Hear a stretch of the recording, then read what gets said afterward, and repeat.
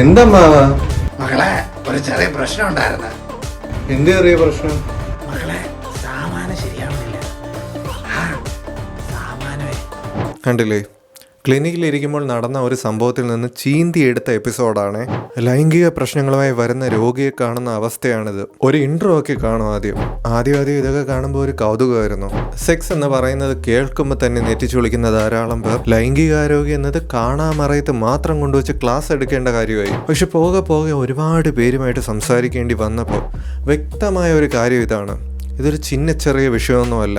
ഒരുപാട് പേരുടെ ജീവിതം തന്നെ തകർത്തെറിയുന്ന, അവരുടെ ആത്മവിശ്വാസം നഷ്ടപ്പെടുത്തുന്ന ഒരു ഗുരുതരമായിട്ടുള്ള പ്രശ്നം തന്നെയാണ് ഇന്ന് ലൈംഗിക ആരോഗ്യവും അതുമായി ബന്ധപ്പെട്ട് വരുന്ന ശാരീരികമായിട്ടുള്ള പ്രയാസങ്ങൾ. വന്ന് പരിചയപ്പെട്ട് സംസാരിച്ച് അല്പം ബുദ്ധിമുട്ടി സംസാരിച്ച് തുടങ്ങുന്ന പലരിലും കറങ്ങിത്തിരിഞ്ഞ് ചെന്ന് നിൽക്കുന്ന ഒരു പൊതുവായിട്ടുള്ള വിഷയമാണിത്. അവയിൽ തന്നെ ഇന്ന് പുരുഷന്മാരിൽ സർവ്വസാധാരണമായി കണ്ടുവരുന്ന ഒരു പ്രശ്നമാണ് ഉദ്ധാരണ ശേഷിക്കുറവ്. ഇന്നത്തെ പ്രഷർ കുക്കർ സമൂഹത്തിൽ പുരുഷന്മാരിൽ വലിയ തലവേദനയാണ് ഈ പ്രശ്നം. അതുകൊണ്ടൊക്കെ തന്നെ ഈ പ്രശ്നം എറക്ടൈൽ ഡിസ്ഫങ്ഷൻ അഥവാ ഉദ്ധാരണ ശേഷി കുറവിനെ കുറിച്ചും അതിന് കാരണമാകുന്ന ഘടകങ്ങളെക്കുറിച്ചും ഈ ബുദ്ധിമുട്ട് എങ്ങനെ പരിഹരിക്കാം എന്നതിനെക്കുറിച്ചുമാണ് ഈ വീഡിയോ തുടങ്ങുന്നതിന് മുമ്പേ ഒരു ചെറിയ സഹായം: വീഡിയോ ഒന്ന് ലൈക്ക് ചെയ്യുക, ചാനൽ ഒന്ന് സബ്സ്ക്രൈബ് ചെയ്യുക. Hello, hi, vanakkam. This is doctor Ganesh Krishnan MT and what you are watching is doctor's infotainment. ഉദ്ധാരണക്കുറവ് ലൈംഗികതയ്ക്ക് ആവശ്യമായിട്ടുള്ള ഉദ്ധാരണം നിലനിർത്തുന്നതിനായിട്ടുള്ള കഴിവില്ലായ്മയാണ്. അതിൽ തന്നെ പല രീതിയിൽ പ്രശ്നങ്ങൾ ഉണ്ടായെന്നിരിക്കാം. ചിലർക്ക് ഉദ്ധാരണം ലഭിക്കുന്നതിൽ തന്നെ പ്രശ്നം ഉണ്ടാകാം, ഉദ്ധാരണമേ നടക്കാത്ത അവസ്ഥയാകാം. മറ്റു ചിലർക്ക് ഉദ്ധാരണം നിലനിർത്തുന്നതിലായിരിക്കും ബുദ്ധിമുട്ട്. ഇതിനോടൊപ്പം ചിലർക്ക് ലൈംഗികതയിൽ താല്പര്യക്കുറവ് ഒരു വിഷയമായി കാണാറുണ്ട്. അങ്ങനെ പല തരത്തിൽ ബുദ്ധിമുട്ടുണ്ടായെന്നിരിക്കാം. ഉദ്ധാരണ ശേഷിക്കുറവിന് കാരണമാകുന്ന ഒരുപാട് ഘടകങ്ങളുണ്ട്. ഈ കാരണങ്ങൾ എന്തെന്ന് കണ്ടെത്തേണ്ടത് വളരെ പ്രധാനമാണ്. ഇങ്ങനെ പറയാൻ ഒരു കാര്യമുണ്ട്: കൈകാലുകളിൽ വേദനയുമായിട്ട് ഇന്നാൾ ക്ലിനിക്കിലേക്ക് വന്ന ഒരു രോഗി.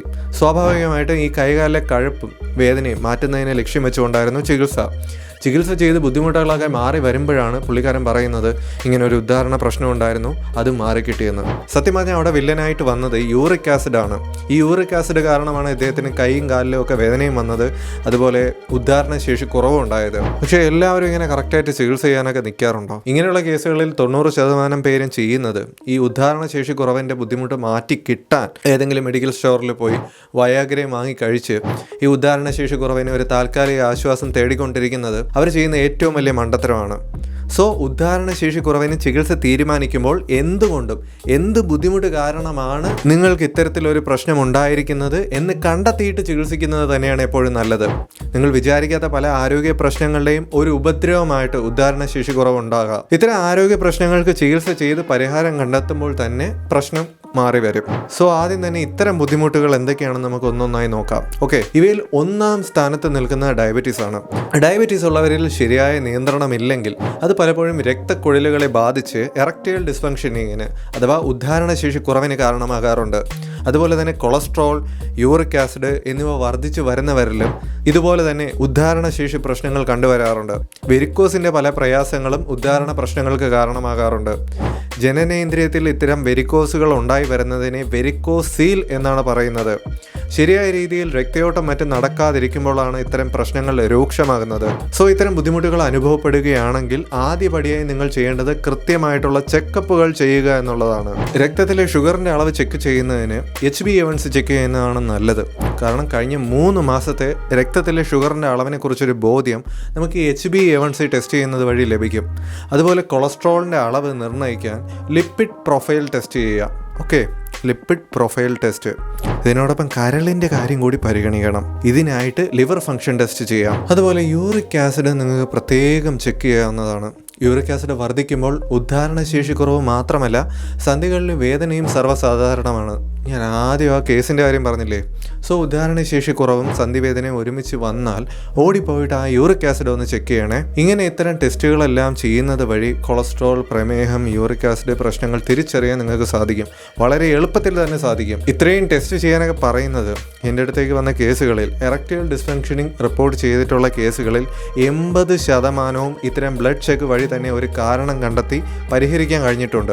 ഓർക്കുക, കൃത്യമായിട്ടുള്ള കാരണം കണ്ടെത്തി പ്രശ്നം പരിഹരിക്കാൻ വേണ്ട ചികിത്സ നൽകുകയാണെങ്കിൽ ഈ ബുദ്ധിമുട്ട് എറക്ടൈൽ ഡിസ്ഫങ്ഷനിങ് അഥവാ ഉദ്ധാരണ ശേഷി കുറവെന്ന ഈ ബുദ്ധിമുട്ട് ആദ്യഘട്ടത്തിൽ തന്നെ വളരെ വേഗത്തിൽ പരിഹരിക്കാവുന്നതാണ്. പക്ഷെ നിർഭാഗ്യവശാൽ മിക്ക പുരുഷന്മാരും ഈ പ്രശ്നം ആദ്യഘട്ടത്തിൽ പരിഹരിക്കാൻ മടിക്കുന്നു എന്നുള്ളതാണ് സത്യം. രക്തത്തിലെ ഷുഗറിൻ്റെ അളവൊക്കെ ഒരുപാട് ഉയർന്നു നിൽക്കുകയാണ്. കാലാകാലങ്ങളോളം ഇത് ശ്രദ്ധിക്കാതെയൊക്കെ പോവുകയാണെങ്കിൽ ഉദ്ധാരണശേഷി കുറവ് പിന്നെ പരിഹരിക്കാനാകാത്ത വിധം പ്രശ്നങ്ങളിലേക്കൊക്കെ കടന്നു ചെല്ലാറുണ്ട്. സോ എത്രയും വേഗത്തിൽ തന്നെ ചികിത്സ തുടങ്ങുന്നതാണ് എന്തുകൊണ്ടും നല്ലത്. ഇനി വല്ലപ്പോഴും ഒക്കെയാണ് നിങ്ങൾക്ക് ഉദ്ധാരണ പ്രശ്നങ്ങൾ ഉണ്ടാകുന്നതെങ്കിൽ അതൊരു വലിയ ആശങ്കയോടെ നിങ്ങൾ നോക്കിക്കാണേണ്ട കാര്യമില്ല. കാരണം നമ്മുടെ ശാരീരികവും മാനസികവുമായിട്ടുള്ള അവസ്ഥകൾ അനുസരിച്ച്, അതായത് ശാരീരിക അധ്വാനം വളരെ കൂടുതലുള്ള ദിവസങ്ങളിലും അതുപോലെ മാനസികമായിട്ടുള്ള പിരിമുറുക്കവും മറ്റും വർദ്ധിച്ചിരിക്കുന്ന സമയങ്ങളിലുമെല്ലാം ഉദ്ധാരണശേഷി താരതമ്യേന കുറഞ്ഞു വരാറുണ്ട്. ഇങ്ങനെയുള്ള സമയങ്ങളിലും ദിവസങ്ങളിലും എല്ലാം ഉദ്ധാരണക്കുറവ് വളരെ സാധാരണമാണ്. ഇതിനെപ്പറ്റി ഓർത്ത് നിങ്ങൾ ഒരുപാട് ആശങ്കപ്പെടേണ്ട കാര്യമില്ല.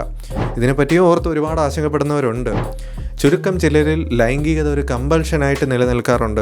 മാസ്റ്റർബേഷനും മറ്റും ഒരു കമ്പൽഷനായിട്ട് നിലനിൽക്കാറുണ്ട്. ഒബ്സസീവ് കമ്പൽഷൻ ഡിസോർഡർ പോലുള്ള ബുദ്ധിമുട്ടുള്ളവർക്കാണ് ഇത്തരത്തിൽ പ്രശ്നങ്ങൾ കൂടുതലായി കണ്ടുവരുന്നത്. അതുപോലെ പെർഫോമൻസ് ആൻസൈറ്റി ഉള്ളവരിൽ ഇങ്ങനെയൊക്കെ മാനസിക പ്രശ്നങ്ങൾ, ചെറിയ ചെറിയ മാനസിക പ്രശ്നങ്ങളുള്ളവർക്ക് ചെറിയ പ്രശ്നങ്ങൾ പോലും വലുതായി കാണാറുണ്ട്. ഇത്തരം കേസുകളിൽ കൗൺസിലിങ്ങും സൈക്കോതെറാപ്പിയും റിലാക്സേഷൻ ടെക്നിക്കുകളും ഒക്കെയാണ് അവർക്ക് കൂടുതൽ സഹായകരമായി മാറാറുള്ളത്.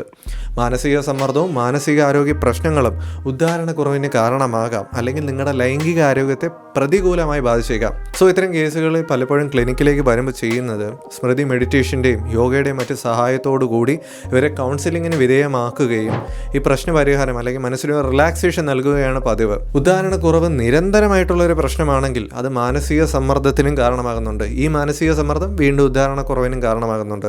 സോ ഇതൊരു സൈക്കിൾ പോലെ വന്നുകൊണ്ടിരിക്കും. ഈ സൈക്കിൾ ബ്രേക്ക് ചെയ്യാനായിട്ട് സ്മൃതി മെഡിറ്റേഷനും യോഗ തെറാപ്പിയും എല്ലാം വളരെ സഹായിക്കാറുണ്ട്. നിങ്ങളുടെ ആത്മവിശ്വാസത്തെ ഈ പ്രശ്നം ബാധിക്കുന്നുണ്ടെങ്കിൽ, നിങ്ങളുടെ ദാമ്പത്യ ബന്ധത്തിൽ പോലും പ്രശ്നങ്ങൾക്ക് കാരണമാവുന്നുണ്ടെങ്കിൽ, നിങ്ങൾ എത്രയും വേഗം വിദഗ്ധ ചികിത്സയ്ക്ക് തന്നെ, അതായത് മരുന്നുകൾ അകത്തേക്ക് കഴിച്ചിട്ടുള്ള വിദഗ്ധ ചികിത്സയ്ക്ക് തന്നെ തയ്യാറാവുക. നമ്മുടെ തലച്ചോറും ഹോർമോണുകളും നമ്മുടെ വികാരങ്ങളും നാഡികളും പേശികളും നമ്മുടെ രക്തക്കുഴലുകളും എല്ലാം ഉൾപ്പെടുന്ന ഒരു സങ്കീർണമായിട്ടുള്ള പ്രക്രിയയാണ് പുരുഷന്മാരിലെ ലൈംഗിക ഉത്തേജനം.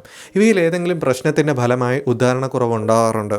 ഇത്തരം കണ്ടീഷനുകളിൽ അല്പം കൂടി ഗുരുതരമായിട്ടുള്ള അവസ്ഥയാണ് പലപ്പോഴും പ്രമേഹത്തിലും മറ്റ് ലൈഫ് സ്റ്റൈൽ ഡിസീസുകളിലും മറ്റും ചികിത്സ വൈകിക്കുന്നതും അതുപോലെ യാതൊരു നിയന്ത്രണവുമില്ലാതെ മുന്നോട്ട് പോകുന്നതുമെല്ലാമാണ് ഇത്തരം പ്രയാസങ്ങളിലേക്ക് നയിക്കുന്നത്. ഇനി ഉദ്ധാരണ പ്രശ്നങ്ങൾക്ക് കാരണമായേക്കുന്ന മറ്റു ചില ആരോഗ്യ പ്രശ്നങ്ങളെ കൂടി നമുക്ക് ചർച്ച ചെയ്യാം. കുറച്ചും കൂടെ കോംപ്ലിക്കേറ്റഡ് ആയിട്ടുള്ള കേസുകളാണ്. ഹൃദ്രോഗമുള്ളവരിൽ, ഗുരുതരമായിട്ടുള്ള ഹൃദ്രോഗമുള്ളവരിൽ എറക്ടൈൽ ഡിസ്ഫങ്ഷനിങ് സാധാരണമാണ്. അതുപോലെ തന്നെ നമ്മുടെ ശരീരത്തിൽ ശുദ്ധ രക്തവാഹികളായിട്ടുള്ള ആർട്ടറിയിൽ കൊഴുപ്പ് കെട്ടലുകളും മറ്റും ഉണ്ടായി ശരീരത്തിൽ രക്തയോട്ടം കുറഞ്ഞു വരുന്ന അവസ്ഥയാണെങ്കിൽ അതെറോസ്ക്ലെറോസിസ് എന്നാണ് ഇതിനെ പറയുന്നത്. ഈ കണ്ടീഷനിലും എറക്ടൈൽ ഡിസ്ഫങ്ഷനിങ് ഉണ്ടാകാൻ സാധ്യതയുണ്ട്. അതുപോലെ തന്നെ ഉയർന്ന രക്തസമ്മർദ്ദമുള്ളവരിലും ഉദ്ധാരണശേഷി കുറവ് വളരെ സാധാരണമാണ്. ലിസ്റ്റിൽ അടുത്തതായി കടന്നു വരുന്നത് അമിതവണ്ണം ഉള്ളവരിൽ, അതുപോലെ മെറ്റബോളിക് സിൻഡ്രോം. അധികം ആരും കേട്ട് കാണൂല അല്ലേ? ഇന്നത്തെ കാലത്തെ ഒരു രോഗമാണ്. അരയ്ക്ക് ചുറ്റും ധാരാളമായിട്ട് ശരീരത്തിൽ കൊഴുപ്പ് കെട്ടിയിരിക്കുന്ന അവസ്ഥ, ഉയർന്ന കൊളസ്ട്രോൾ ഉണ്ടാകുന്ന ഒരവസ്ഥ, ഇതെല്ലാം കൂടെ ചേർന്നിട്ടുള്ള ഒരവസ്ഥയാണ് മെറ്റബോളിക് സിൻഡ്രോം. ദീർഘകാലമായിട്ട് വൈറ്റമിൻ ഡി ഡെഫിഷ്യൻസി ഉള്ളവരിൽ, അതുപോലെ പാരമ്പര്യ ഘടകങ്ങളുള്ളവരിൽ, പലപ്പോഴും ഒരു അടുക്കും ചിട്ടയും ഇല്ലാതെ തോന്നുമ്പോൾ കിടന്നുറങ്ങി തോന്നുമ്പോൾ എഴുന്നേറ്റ് തോന്നിയ സമയത്ത് ആഹാരം കഴിച്ച് മുന്നോട്ട് പോകുന്നവരിലൊക്കെയാണ് ഇത്തരത്തിൽ മെറ്റബോളിക് സിൻഡ്രോം ഉണ്ടായി വരുന്നത്. അതുപോലെ പറയാതെ പോകാൻ വയ്യ, ചില മരുന്നുകൾ ഉപയോഗിക്കുന്നവരിലും ഇത്തരം ഉദ്ധാരണ പ്രശ്നങ്ങൾ കണ്ടുവരാറുണ്ട്. പക്ഷേ ഈ മരുന്നുകളിൽ മിക്കവയും ജീവൻ രക്ഷാ മരുന്നുകൾ തന്നെയാണ്.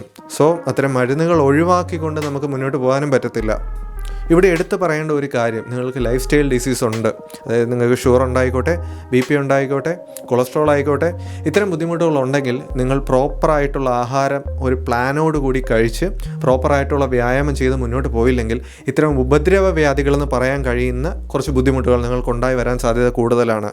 പക്ഷേ നമുക്ക് ലൈഫ് സ്റ്റൈൽ ഡിസീസ് കാരണം നമ്മൾ കഴിക്കുന്ന മരുന്നുകൾ അവിടെ കുറയ്ക്കാൻ പറ്റത്തില്ല. അതുപോലെ പുകയിലയുടെ ഉപയോഗം, സിഗരറ്റിൻ്റെ ഉപയോഗം, പാൻ മസാല, ചൈനി, ഉഡ്ക, പരസ്യത്തിലോട്ട് പോയി. അതുപോലെ പുകയിലയുടെ ഉപയോഗം, സിഗരറ്റ്, പാൻ മസാല എന്നിവ ഉപയോഗിക്കുന്നവരിൽ, മദ്യപാനവും മറ്റ് എല്ലാ തരത്തിലുള്ള ലഹരി വസ്തുക്കളുടെ ദുരുപയോഗമുള്ളവരിലും ഈ ഉദ്ധാരണ പ്രശ്നങ്ങൾ കാലക്രമേണ ഉണ്ടായി വരുന്നതായി കാണാറുണ്ട്. ഇനി ഉറക്കം.